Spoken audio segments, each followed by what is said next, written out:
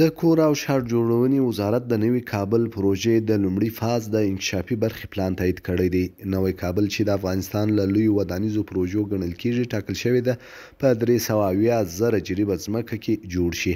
د کور او ښار جوړونې وزارت ویان وایي دا مهال د نوي کابل د لومړي فاز پراختیایي طرحه تایید شوې او د دغه ښارګوټي د پراختیا هڅې هم روانې دي.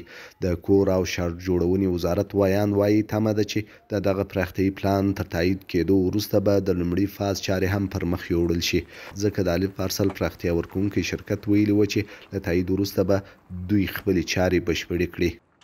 د نوي کابل ښار د لومړي فاز د الف پارسل د انکشافي پلان مکمل جوړ او 13 اونۍ د کور او ښار جوړولو وزارت د محترم سرپرست وزیر الحاج شیخ صاحب حمدالله نعماني له خوا نه ویزه شو.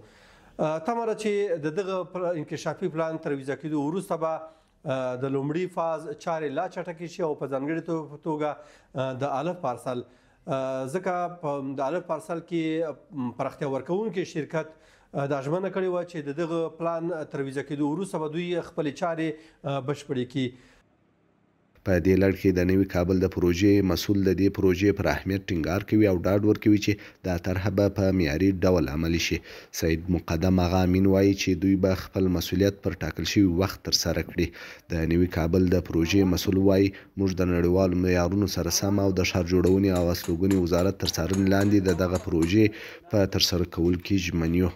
زوایای مختلف ببینیم. اولا خو اولین طرح شهرسازی است در کشور که در ساحه 370,000 جریب زمین طراحی میشه و با تمام معیارهای بین المللی، چه ساحات رهایشی، تجارتی است، بلند منزل هاست، تاسیسات یا منفعه است، تفریحی است، در مجموع با معیارهایی که امروز در جهان رایج است با اون معیارها طراحی شده و این میتونه یکی از مزایای بسیار کلان این پروژه باشه.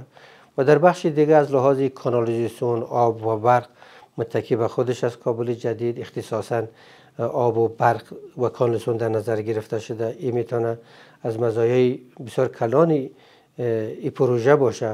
و در ارتباط به سرمایه گذاری، یعنی دامنه این پروژه به حدی وسیع است که اگر اعتماد سازی شود ما مطمئن هستم که سرمایه دارای داخلی و بین المللی بسیار یک فرصت خوبی برایشان است برای جلب سرمایه های ملی و بین المللی.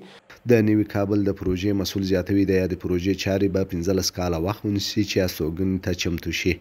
و پارسلی که در فاز اول کابل جدید شرکت خاوریا ما کار میکنیم، ما مطابق زمانبندی که داریم در 7 سال باید تکمیل بشه که و موفقانه تا 1 سال پیش رو پیش رفتیم و ما مطمئن هستم که کمتر از 7 سال و در مجموع به بهره برداری سپاریده شود.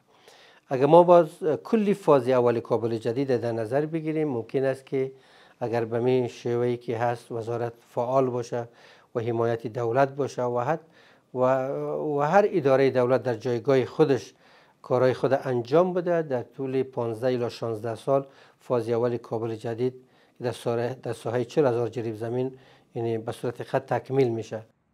د کابل د نفوس د زیاتوالي، د هوا د ککړتیا او تر ځمکې لاندې اوبو د کمښت له امله یو شمېر اقتصادي شنونکي د نوي کابل پروژه د ژوند د اسانتیاوو د زیاتېدو لپاره مهمه ګڼي.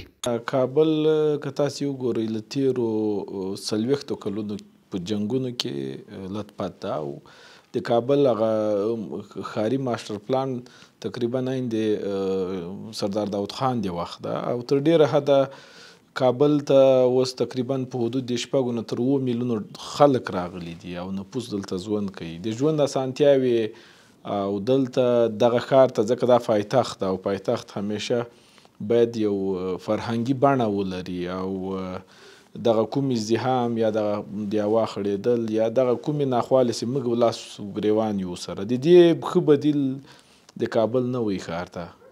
خو د دې ښار د جوړېدو لپاره یا په دې کې د سرمایه گذارۍ لپاره حکومت کوټلي ګامونه باید واخلي. د نوي کابل پروژه د یو جاپاني شرکت لخوا په 4 پړاوونو کې طراحي شوې چې هر پړاو یې 15 برخې لري. د کور او ښار جوړونې وزارت مسؤلان وایي دا پروژه به د اوسني کابل 1.5 برابره پراخوي او د 3 میلیونه کسانو د استوګنې ظرفیت به ولري.